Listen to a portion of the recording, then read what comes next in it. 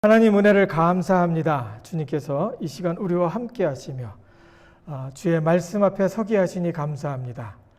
하나님께서 우리의 마음과 생각을 붙들어 주시고 성령 교통하심의 역사하심을 경험하는 귀한 순간 되도록 축복해 주시옵소서.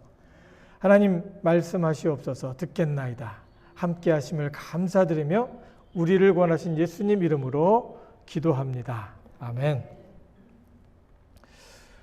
요즘 계속해서 말씀 나누는데 마음과 신앙이라는 그런 제목, 그런 시리즈로, 그런 주제로 같이 말씀을 나눕니다. 마음의 감정을 잘 이해하고 어떻게 다루느냐에 따라서 내가 잘 살 수도 있고 또 복잡하고 힘들게 어렵게 살 수도 있습니다. 요즘에 들어 마음에 대해서 말씀을 같이 나누는 것이 상당히 시급하다는 그런 생각이 들고 그리고 또 이것이 상당히 중요하다는 생각이 들어서 마음과 신앙이라는 주제로 같이 말씀을 나눕니다. 오늘 이제 요한 1서 4장 18절을 읽었고 또 이 말씀을 중심으로 해서 어떻게 하나님께서 우리의 마음을 다스리기를 원하는지 또 우리가 어떤 상황에서 이런 상황에서 어떻게 대처해야 되는지 말씀을 나누려고 합니다. 우리가 살다 보면 이런 사람들이 있죠. 같이 계획을 하고 여행을 가기로 이렇게 계획을 했는데 그 사전에 특별한 말도 없고 계획은 같이 했었어요. 근데 가는 중에 말 없다가 말이 하나도 없다가 갑자기 방향을 틀어서 다른 곳으로 가는 경우의 사람들도 있습니다. 커뮤니케이션, 소통을 하지 않은 상태에서 갑자기 방향을 돌려서 다른 곳으로 가게 될 때 다른 사람의 기대를 저버리는 그런 때가 있죠. 그러면 다른 사람들 좀 화가 나잖아요. 그 수동 공격형 자기애 그러면은 말을 평상시에 잘 안 해요. 그러다가 다 이제 같이 뭐 가는 걸로 이렇게 확정하고 생각을 했는데 갑자기 방향을 틀어서 엉뚱한 곳으로 가는 그런 성격을 갖고 있는 성향을 갖고 있는 사람이라고 볼 수 있겠죠. 그리고 또 어떤 사람은 이제 특별히 이제 부모가 자녀한테 이야기를 할 때 이것 좀 해줘 그러면 얘기할 때 이제 자녀들이 잠깐만요 그래 놓고서 하는 모습을 보지 않죠. 안 보이죠. 그럴 때 부모가 속상하죠. 엄마가 속상하죠. 남편이 그런 수도 있죠. 해주겠다고 다 얘기해 놓고서 시간을 질질 끌면서 안 할 때가 있죠. 그러면은 속상합니다. 그리고 그 부모님들 중에선 이제 자기를 이건 실제 상황이었어요. 자기를 완전하게 보죠. 부모님은 항상 완전해요. 그래서 내가 하라는 대로 해라. 그리고 너는 어떻게 그렇게 하면 되겠어? 그러면서 항상 핀잔을 주고 항상 잘못한 것에 대해서 이야기를 해요. 그렇게 하면서 최선의 사람이 되기를 강요하고 푸시하고 그렇지 못하면 엄정하게 훈계를 하고 화를 내고 그러는 경향이 있는 부모님들이 좀 있죠. 훗날에 이 아이는 칼을 갈고 있다가 어머니가 이제 그날도 상당히 혹독하게 힘들게 대했던 것 같아요. 그러니까 엄마를 죽이는 그런 일이 있었습니다. 그래서 그 아들은 폐륜화가 되고 그리고 낙인 찍히는 그런 삶을 살아야 됐습니다. 실제로 있는 상황이죠. 부모뿐만 아니라 자녀도 마찬가지죠. 한다고 했다가 계속 시간만 질질 끌고 일부러 안 하는 것. 그리고 옆에 있는 사람들이 자꾸 이렇게 화나게 만들고 그러는 경향의 사람이 있어요. 그러니까 쉽게 말하면 하는 척하면서 안 하고 한다고 해놓고 약속 안 지키는 그런 것들이 있죠. 이런 사람들이 수동적으로 말 잘 듣는 것 같으면서 속내는 공격형 마음을 가지고 있다는 거예요. 아주 심각하죠. 그런 사람들 많이 있죠. 그게 나일 수도 있고 이런 성향을 가졌을 때 살아가기가 상당히 힘들어요. 사람들과의 관계 속에서 평안하게 살아가기 힘들죠. 하나님이 과연 그런 마음을 갖고 사는 사람들을 기뻐하실까? 또 하나님께서는 어떻게 그런 성향을 가지고 있는 사람들에게 접근을 하실까라는 말씀을 같이 나누는 겁니다. 우리가 같이 읽었죠. 사랑에는 두려움이 없고 온전한 사랑이 두려움을 내어쫓나니 두려움에는 형벌이 있습니다. 두려워하는 자는 사랑 안에서 온전히 이루지 못하였느니라. 오늘 이 말씀을 가지고 같이 말씀을 나누려고 합니다. 먼저 이제 수동 공격형 자기애는 무엇인가 하면은 적대감이나 공격성 충동을 수동적으로 자꾸 표현하는 거예요. 속 마음은 아닌데 겉으로는 잘하는 척하고 그리고 또 뭐든지 요구하면은 예스맨이에요. 예스맨. 다 잘하는 것 같아요. 근데 아니에요. 수동적으로 말을 듣는 것 같으면서 뒤통수 친다고 그러죠. 그러니까 말을 듣는 것 같으면서 안 들어줘. 이런 사람들이 일하는 곳에 있기도 하고 그리고 친구들 중에 있을 수도 있고 자녀일 수도 있고 부모일 수도 있고 남편일 수도 있고 아내일 수도 있어요. 그래서 답답해갖고 가슴을 치면서 사는 경향이 있죠. 그리고 그래서 이제 그 마음을 보면 이제 저항하는 거예요. 그리고 그 마음 속에는 저항하는데 항상 불만이에요. 궁시렁 하면서 다른 사람들에게 과도한 인정 욕구를 갖고 있어요. 그러니까 다른 사람이 그럼에도 불구하고 자기를 잘 봐주기를 원하는 거예요. 행동은 그렇지 않은데 그렇게 하니까 참 이 사람하고는 같이 어울리기가 힘들다라는 생각을 하게 되죠. 그런 사람이 성경에도 있습니다. 어쨌든 조금 이따가 말씀드리고 이 수동 공격형 자기애를 가지고 있는 사람은 그 마음속 깊은 곳에 사람을 안 믿어요. 그리고 자기 자신도 안 믿어요. 그리고 사람들이 자기를 어떻게 볼까 항상 두려워해요. 저 사람이 나를 어떻게 볼까? 지금 여기서 이야기를 이렇게 했는데 집에 가서 곰곰이 생각하면서 저게 무슨 뜻일까? 왜 저렇게 말했을까? 저 사람들끼리 모이는 건 아닐까? 뭐 이런 식으로 계속해서 고민하면서 생각하고 자기를 계속해서 부정적인 그런 세계로 몰아가죠. 수동 공격형 성격 장애 이런 사람에 대해서 이제 유튜브를 보니까 김미경 그 신경정신과 의사가 이제 그 소개한 내용들이 있어요. 리스트를 적어줬어요. 레스카트의 나를 미치게 하는 너라는 그런 주제의 책이 있는데 거기에서 인용을 했다고 합니다. 어떤 그 특성을 갖고 있냐면은 애매한 태도를 가져요. 이것도 아니고 저것도 아니고 하는 척 많은 척 아닌 것도 아니고 긴 것도 아니고 그리고 싫다는 그런 내용을 담고 있는 것 같은데 말을 안 해요. 그러니까 이제 싫은 건지 좋은 건지 가까이 가서 얘기를 하다 보면은 이분이 이렇게 나와 있고 이렇게 부정적인 것들을 보게 되는 거죠. 근데 말을 안 해요. 해야 할 일을 미루거나 게으르게 행동을 해요. 자꾸 미뤄요. 그리고 한다 약속을 하고 안 할 때가 있죠. 이것은 심각한 장애입니다. 저 사람 진짜 상대를 못하겠다 이런 얘기도 많이 하죠.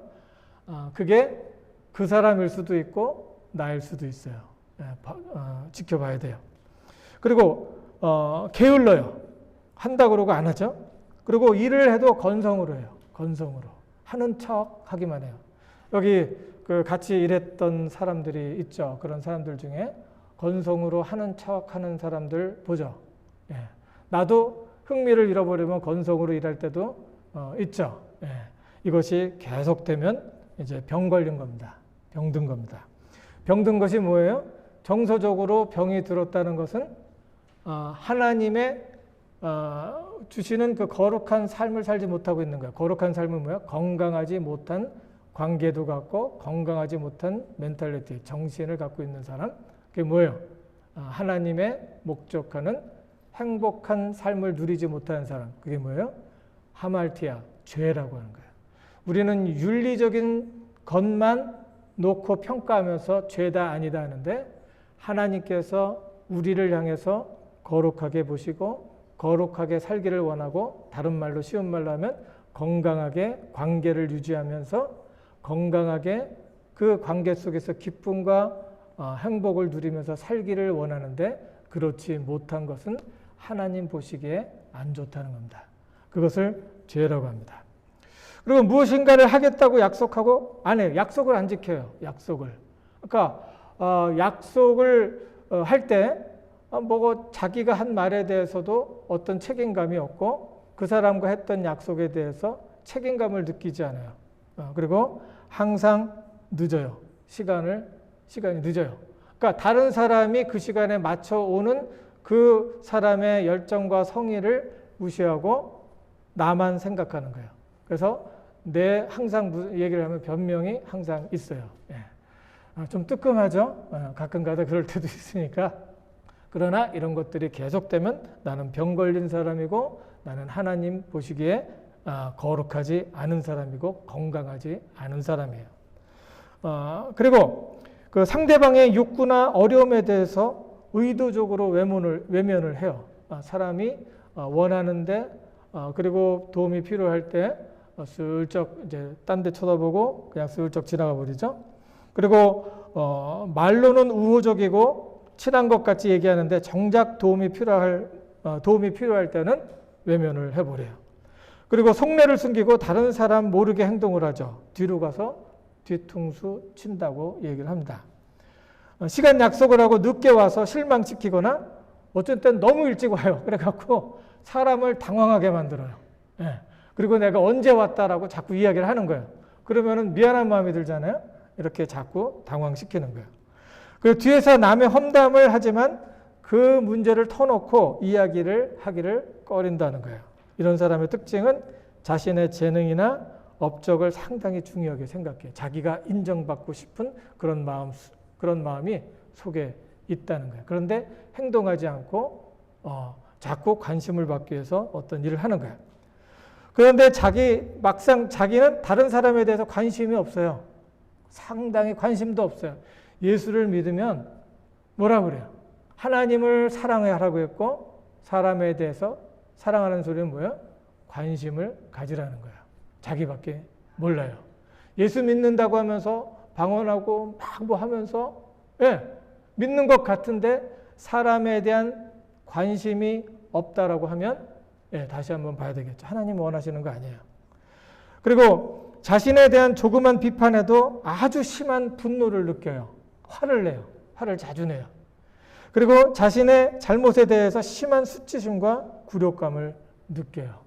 상처받았다 그러고 미처 생각하지 못하고 어울리려고 좋은 말을 한 건데 거기에 대해서 반대로 느끼고 교회 같으면 안 나오고 사람들의 모임에 있으면 안 나오고 그러는 거예요. 사람들 있는 데서 피해 다니는 거예요.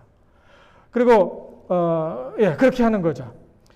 이 사람들의 하는 사람들의 이런 사람들의 말이나 태도는 이제 그 수동이라고 했죠. 수동 공격성이라고 했죠. 수동이라는 것은 수줍어해요. 사람들 앞에서 창피하다고 생각하고 앞에 나서는 것을 못해요. 그런데 가만히 있지 않고 그 속에서는 막 불같이 일어나는 그런 욕구가 있는데 사람들이 나를 어떻게 볼까? 나는 괜찮은 사람인데 저 사람을 어떻게 나의 모습을 보여줄 수 있을까라는 생각을 하는 거예요. 겉으로는 수줍어하고 나서기 싫어하지만 그 마음속에는 어떤 사람을 향해서 공감력이 하나도 없어요. 항상 일을 하고 같이 있다 보면은 자기 것만 챙겨요. 자기 것만. 옆에 있는 사람이 뭐를 하는지 관심도 없고 옆에 있는 사람들이 어떻게 사는지 옆에 있는 사람들이 얼마나 아픈지 힘든지 내 말을 들으면서 피곤해하는지 곤란해하는지 슬픈지 가슴이 쓰리고 있는지 그런 것을 생각을 하지 않는 거예요. 이거는 부모님이 자녀할 때도 할 수도 있고 자녀가 부모님한테도 할 수도 있는 거예요. 엄마 아빠가 다 해주기를 바라고 해줘 왔으니까 생각을 안 해. 엄마 아빠에 대해서. 이것도 그런 식이에요. 그리고 부모도 마찬가지고 친구 관계도 마찬가지고 이런 거예요. 이런 사람들이 정상적이다 아니다. 예, 정상적이 아니죠. 이런 사람이 거룩한 사람이다 아니다. 예, 거룩한 사람은 성경 끼고 점잖게 걸어야지 거룩한 게 아니죠. 예, 건강한 사람이에요. 건강한 사람. 하나님이 우리를 지으셨을 때 하나님의 형상대로 우리를 지으셨어요. 그리고 건강하게 우리를 지으셨어요. 하나님 앞에 제사를 드릴 때 건강하지 않으면 하나님께서 부정하다고 하고 하나님 앞으로 나오지 좀 쉬고 있다가 회복되면 나오라고 어디에서 말하고 있을까요? 율법에서 말하고 있는 겁니다. 건강하지 못한 것은 하나님 보시기에 안 좋은 거예요. 하나님 보시기에 안 좋다는 것은 내가 지금 죽어가고 있다는 거예요. 내가 지금 망가지고 있다는 거예요.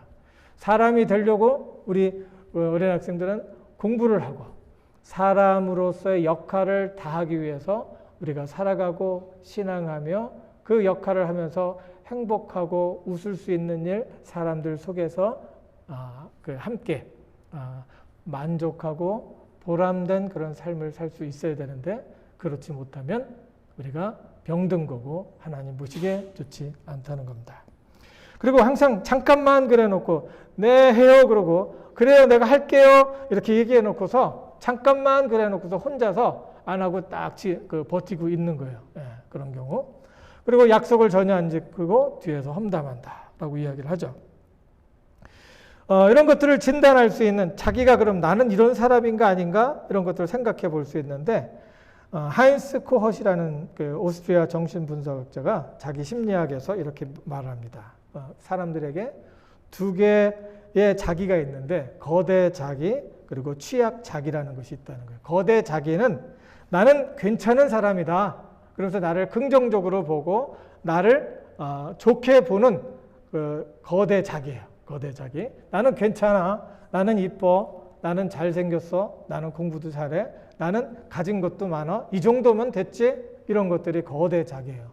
그리고 취약 자기는 뭐냐면은 나 이런 모습으로 나의 이런 모습이 너무 보기 싫어. 이렇게 얘기하면서 거울 보면서 나 왜 이렇게 못났지? 이렇게 자꾸 한다든지 그리고 또 나는 왜 이렇게 잘 못하지? 다른 사람에 비하면 너무 못해. 나는 못났어. 이렇게 얘기하는 게 취약 자기예요. 이런 두 가지가 항상 이렇게 왔다 갔다 하면서 돌아가야 되는데 병든 사람은 뭐냐면은 요게 한쪽으로 너무 치우쳐진 거야. 네. 이렇게 내가 나는 못났어 그러다가도 근데 뭐 괜찮아 그러면서 해보지 뭐 이런 식으로 나가면 오케이. 그리고 또 난 잘났어 그러다가도 나는 사람들 중에 한 사람이네 그러면서 겸손하게 이렇게 가면서 이제 밸런스를 균형을 맞추면은 그 사람은 건강한 사람이에요. 근데 한쪽으로 치우쳐 갖고 나는 특별해. 사람들이 나를 알아줘야 되겠어. 나를 몰라보다니 그게 말이 돼? 나는 누구야? 그러면서 타이틀 좋아하고 자꾸 그쪽으로 가게 되면 나는 병든 거다. 그리고 나는 사람들을 위해서 할 수 있는 게 아무것도 없어. 우리 가족들 나는 너무 늙어갖고 너무 나이가 많아갖고 힘도 없고 이 자녀들이 날 무시하는데 빨리 죽어야지. 이렇게 되면 이것도 병 걸린 거야. 우리 어머님 그렇죠? 예, 우리 권사님들 그것도 병 걸린 거야. 이런 것들이 오고 가면서 하나님 안에서 믿음 안에서 정상을 회복해야 돼요. 이런 것들이 정상적인 거예요. 그리고 이런 것들은 언제 오느냐 하면은 성장 과정에서 자기를 표현하지 못하고 스스로 선택할 수 없는 환경에서 방치되었을 때 이게 뭐냐면은 항상 부모님이 간섭을 한다든지 그리고 어떤 해야 될 일을 결정을 다 해갖고 선택권을 주지 않고 이렇게 해 저렇게 해 이렇게 저렇게 해서 평생을 그렇게 살았다고 하면은 이제 그 자라가는 성장 과정에서 그렇게 살았다고 하면은 병 걸릴 수 있는 거예요. 이런 병에 걸릴 수 있는 거예요. 수동 공격성, 안 그런 척 하면서 저항하고 반항하는 거. 그리고 타인을 인지하고 공감하는 성장 발달 과정을 정상적으로 지나지 못했을 때, 그러면 뭐냐면은 우리가 맨 처음에는 그래서 자기를 사랑하고 자기를 어떤 그 위기 속에서 보호하려는 그런 본능이 있어요. 예, 무서우면 소리 지르고, 그리고 기분 나쁘면은 화를 내고, 그리고 기분이 나빠서 이 사람이 나를 무시한다. 그럼 화를 내고, 그리고 무서우면은 도망가고. 이런 것들이 나를 보호 본능, 생존을 위해서 보호 본능이 있어요. 그래서 어려서부터는 자기애에 충분히 있다가 점점 자라면서 사춘기를 지나면서 나만 있는 게 아니구나. 내 옆에 사람들이 있구나. 친구들이 있구나. 그리고 나만 있는 게 아니라 부모님도 나랑 같은 생각을 하고 있구나. 그리고 이제 지나면서 주변에 있는 사람과 나를 이제 구분을 하게 되는데, 그것을 구분할 수 없이 계속해서 사랑만 받았다든지, 계속해서 아팠다든지, 어린 시절에 너무 많이 오랫동안 아팠다든지 하면은 뭐를 할까요? 부모님이 얘는 왜 이렇게 아파? 그러면서 계속해서 관심을 받고 계속해서 이제 돌봐주죠. 그러다 보니까 다 사람들은 나를 도와야 되는구나. 사람들은 나를 쳐다보는구나라는 그런 생각. 그리고 어려서부터 너무 공부를 잘했다든지 계속 칭찬만 받았어. 그러다 보니까 자기가 많은 사람들 중에 한 사람인 것을 기억 못하고 혼자 잘난 기분에서 사는 거. 이것도 병 걸린 거죠.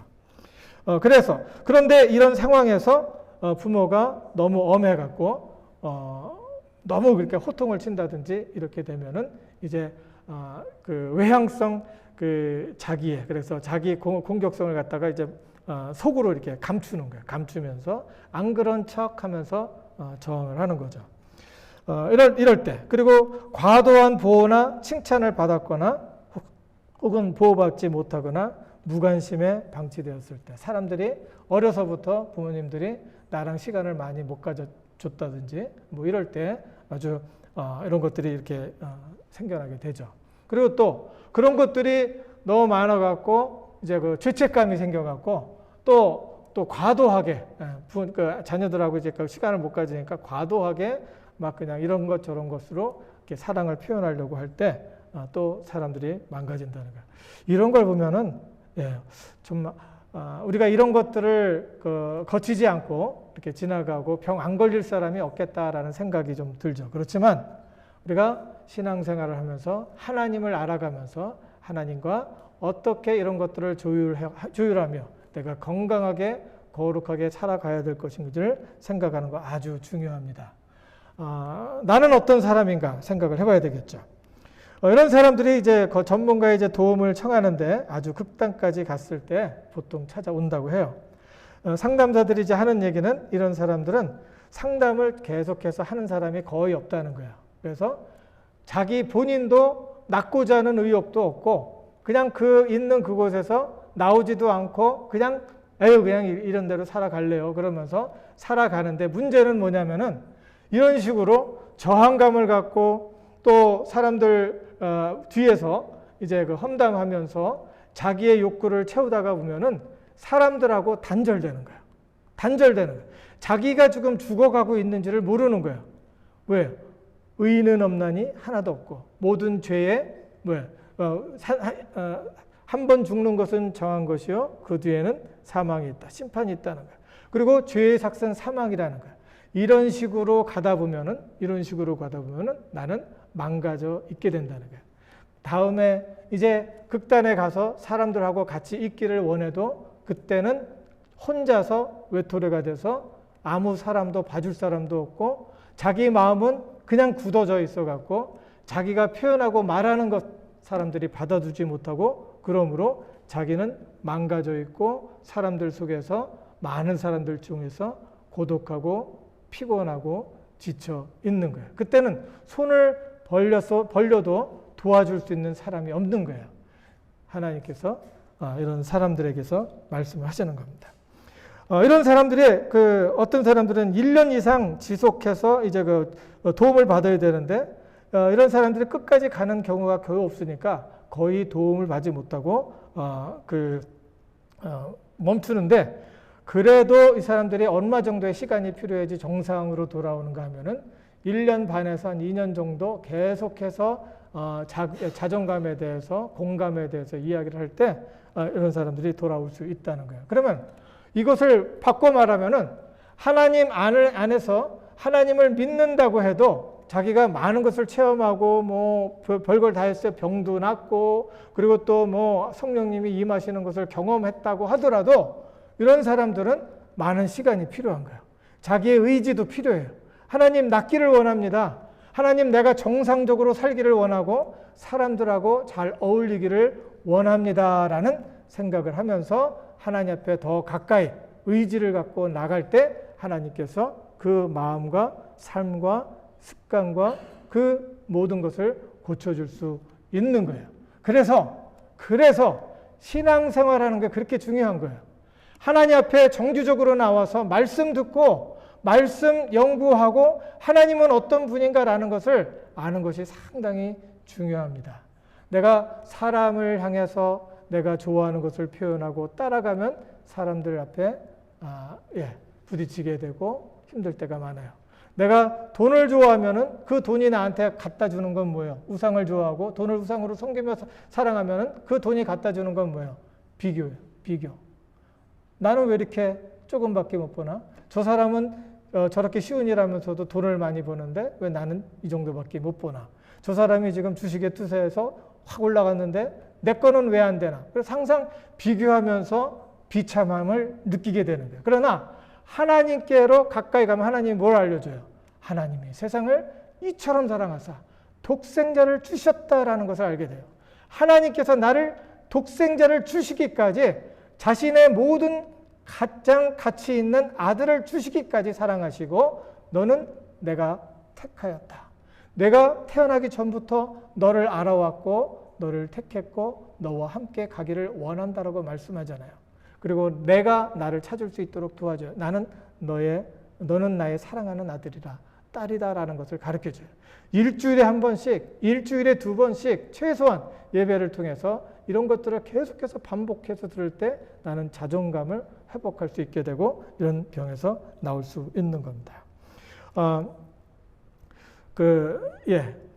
회복을 위해서 우리에게 필요한 것이 있는데 그것이 뭐냐면은 성경의 말씀을 통해서 이 말씀 내가 지금 제대로 가고 있는지 없는지를 우리가 한번 볼 수 있는 겁니다. 잠언 29장 1절에 보니까 자주 책망을 받으면서도 목이 곧은 사람은 갑자기 패망을 당하고 피하지 못하리라 이야기를 하죠. 자주 책망을 받으면서 왜 책망을 받아요? 사람들 앞에서 자꾸 튀니까 사람들 속에서 자꾸 부딪히니까 이거 아니다 기다 이렇게 책망을 받아요. 그러면서도 그것을 고치지 않고 그것에 대해서 생각도 하지 않고 그대로 나가는 사람은 목이 곧은 사람이라고 표현하고 있고 갑자기 패망을 당하게 되고 피하지 못할 때가 있다는 거예요. 우리 아들, 딸들 어려서부터 이런 것들이 마음속에 있어야 돼요. 그렇지 못하면 그냥 커버리면은 나중에는 손을 대줄 수 있는 사람이 없어. 그럼 나는 마음이 삐뚤어지고 꼬부라지면은 나중에 사람 돼서 사람들하고 살기가 너무너무 힘든 거예요. 오케이? 아멘. 그리고 디모데전서 4장 2절에 보면은 자기 양심이 화인 맞아서 성경에서는 양심에 화인 맞았다는 얘기를 해요. 왜? 굳어버렸으니까. 마음이 굳어져서 고칠 생각을 안 하니까 그 양심에 화인을 맞은 거예요. 화가 임한다는 거예요. 화가 임하는데 도장을 찍어놓은 것 같다는 거예요. 화인 맞아서 외식함으로 거짓말하는 자들이다. 자기 숭배를 하면서 하나님을 믿는 것 같은데 자기 식대로 하나님을 믿어요.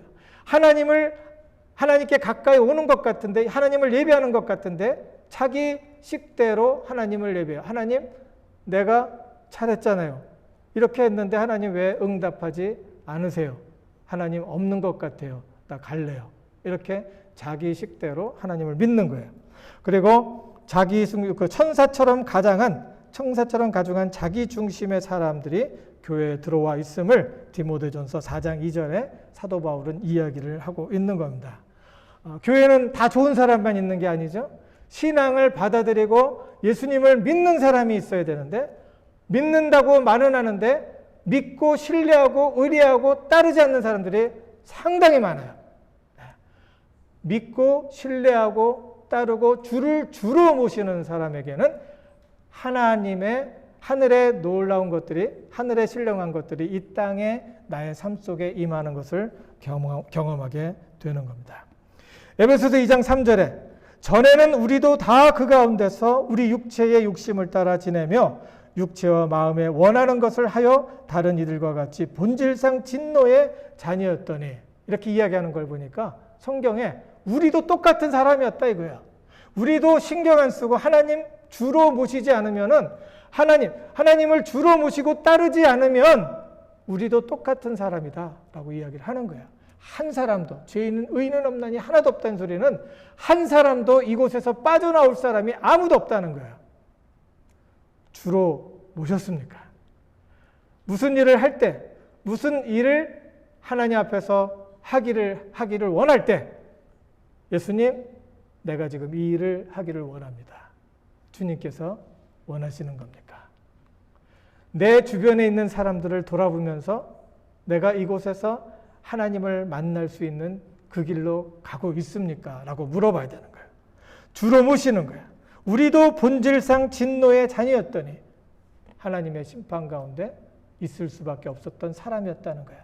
본질상 진노의 자녀라고 하는 건 뭐냐면은 내가 하나님의 은사는 뭐예요? 기쁨과 희락과 또 충성과 양성, 그리고 그곳에 행복한 마음, 좋은 마음들이 있잖아요. 선한 마음, 평화, 피스가 있고. 그런데 하나님께 속하지 않은 건 뭐예요? 거기에 어두움이 있고 절망이 있고 낭망이 있고 두려움이 있고 불신이 있고 사람들에 대해서 의심하고 이런 것들이죠. 하나님께서 우리가 진노의 자녀였다는 것은 내가 그런 식으로 살고 있다는 거예요. 심판 아래 있는 거예요. 내가 그런 식으로 살고 있다고 하면은 내가 그곳에서 하나님을 믿음으로 구원을 받아야 되겠죠. 하나님은 지금도 믿는 사람들을 통해서 하나님께서 하나님의 나라를 경험하게 하고 그런 사람들을 구출해 내시는 거예요. 그냥 가만히 있으니까 하나님께서 구출하는 게 아니에요. 그리고 요한일서 4장 18절에 보니까 사랑 안에 두려움이 없고 온전한 사랑이 두려움을 내어 쫓나니 라고 이야기를 하고 있습니다. 하나님을 사랑하고 하나님께서 나를 사랑한다는 확신이 있을 때 두려움이 없다는 거예요. 여기 수동 공격형 사람, 그러니까 안 그런 척하면서 저항하는 사람, 반항하는 사람, 이 사람 속에는 근본적으로 뭐가 있냐면 두려움이 있다는 거예요. 이 사람이 나를 어떻게 볼까? 이 사람이 나에게 어떤 해코지를 할까? 이 사람이 나를 어떻게 할까에 대한 두려움이 있어요. 내가 과연 살아남을 수 있을까라는 두려움이 있는데 하나님의 사랑을 받아들이는 사람, 하나님께서 나를 이처럼 사랑하셨다는 그 사랑을 받아들이는 사람에게는 두려움이 있을까요? 없을까요? 없는 거예요. 여러분 믿어요? 그 하나님 믿어요? 두려움이 있다 하면 문제죠. 여기에서 그것까지 얘기하는 거예요.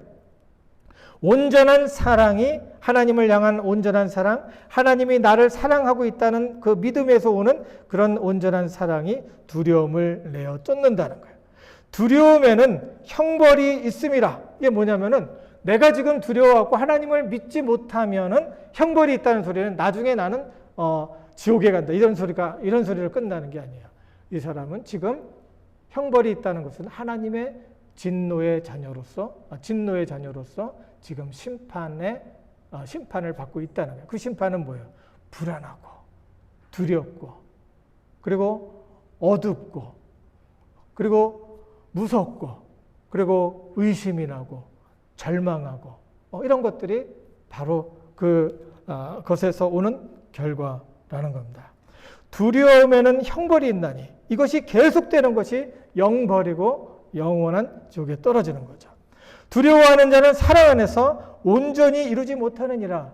두려워하는 마음, 하나님을 믿지 못하는 마음은 하나님의 사랑 안에서 하나님이 주시는 그 평화를 누릴 수가 없다는 거예요. 예.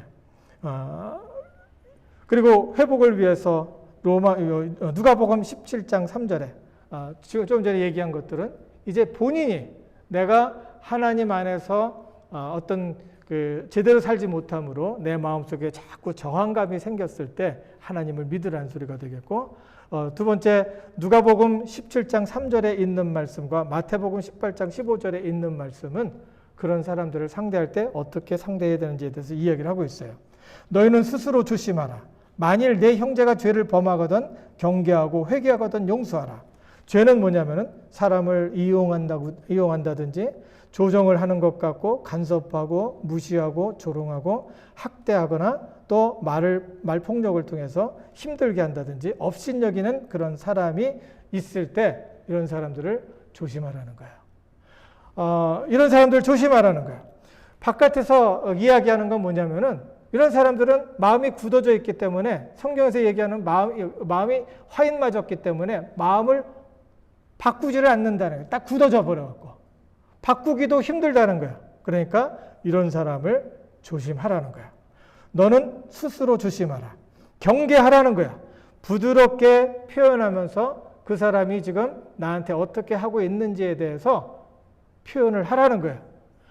꽁 하고서 말도 못하고 있지 말고 좋은 식으로 부드럽게 표현을 하라는 거야. 지금 어떻게 당신이 내 선을 넘어왔는지 표현하라는 거야. 그게 아버지가 됐건 그것이 자녀가 됐건 시어머니가 됐건 할아버지가 됐건 누가 됐건 표현을 조심스럽게 그리고 부드럽게 하라는 거예요. 경계하는 거예요. 그리고 회개하는 거예요. 회개하라고 그랬죠. 회개하거든 용서하라고 그랬죠. 여기서 회개한다는 것은 그 사람이 마음을 돌아섰다는 거예요. 돌아섰을 때를 얘기해요. 그 회개의 증거는 어떻게 나타나면 이 사람이 공감하기 시작할 때 회개의 증거가 나타나는 거예요. 공감하면서 사람들에 대해서 자기의 용서를 구할 때 그 회개하거든 받아주라는 거예요. 이것을 이제 상담사가 이제 그 상담을 통해서 고칠 수 있도록 도와줬는데 얼마나 걸렸다 그랬어요? 1년 반에서 2년 정도 걸렸다 그랬죠. 예.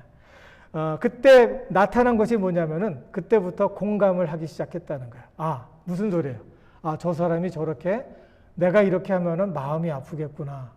저 사람도 힘들었겠군요. 라는 이야기를 했다는 거예요. 회개한다는 것은 뭐냐면은 마음이 얼마나 아팠을까? 그리고 마음이 그것으로 인해서 얼마나 힘들었을까라는 것을 공감하기 시작하면 회개의 징조가 보이는 거고, 또 이런 사람이 진심으로 나에게 와서 그 잘못했다라는 이야기를 하게 될 때 받아주라는 거예요. 그래서 죄를 범하거든 경계하고 회개하거든 용서하라 라고 이야기를 하는 겁니다.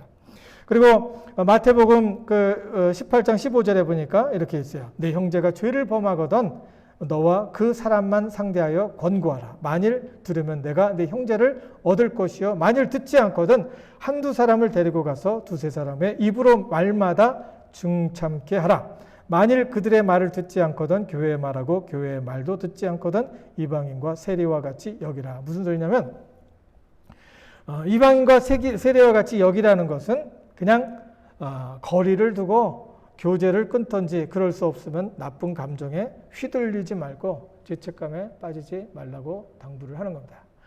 이렇게 그 사람과의 그 관계에 대해서 성경에서 이렇게 이야기를 하고 있지 않는 게 아니에요. 성경에서 이야기를 하고 있고 우리가 어떤 관계를 가져야 될지 성경에서는 계속해서 우리에게 이야기를 해주시고 이 방법에 대해서 말을 해주는 겁니다. 그 압살롬이 아버지 누구예요? 다윗 왕한테 반영을 했잖아요. 그래서 그 나라를 뒤집어 보려고 했어요. 이 압살롬이 겉으로는 안 그런 척하면서 뒤로 이렇게 저항감과 반항심을 갖고 이제 나라를 전복하려고 했던 상황이 있었어요. 그때 이 아버지 다윗 왕은 무슨 생각을 하게 됐냐면은 내가 이 아들한테 잘해주지 못해서 이 아들이 이렇게 됐구나 해서 마음의 죄책감을 상당히 가졌어요. 그래서 이 압살롬이 반란을 일으켜갖고 그 나라를 어지럽혔을 때 이 압살롬이 사형에 처해되어지는 그런 상황인데 그 아버지는 당부하면서 제발 좀 잘해줘라 라고 이야기를 한 거예요. 그때 장군이, 그 요압 장군이 그 압살롬을 보고서 압살롬을 죽입니다. 그때 다윗이 그 소리를 듣고 상당히 힘들어하면서 사람들 앞에서 지금 기뻐해야 될 텐데 슬퍼하면서 힘들어했던 거예요. 그때 요압이 다윗 왕한테 와서 이야기를 합니다. 이것이 지금 우리의 승전의 소식을 전했는데 많은 사람들이 목숨을 걸고 나라를 갖다가 회복하려고 이렇게까지 했는데 다윗 왕이요, 당신이 이렇게 하면 나라가 어떻게 되겠습니까? 라고 이야기를 하는 거예요. 예, 아버지가 그 아들을 향한 그런 마음 때문에 죄책감을 갖고 그 징벌을 할 수 없었던 그런 상황을 그대로 방치해 놓으면은 여러 사람들이 힘들어진 거예요. 죄는 죄로 또 그 선을 이렇게 그어가면서 또 내가 해야 될 일을 찾아서 할 때 그것이 다시 환경이 회복되는 줄로 믿습니다.